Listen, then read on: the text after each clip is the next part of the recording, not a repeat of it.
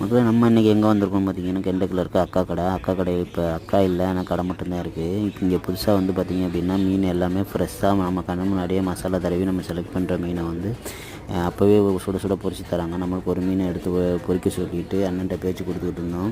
ஒவ்வொரு மீன் விலையும் கேட்டுக்கிட்டு இருந்தேன். மீனுக்கு ரேட்டு சைஸுக்கு தகுந்த மாதிரி, மீனுக்கு தகுந்த மாதிரி ரேட்டு.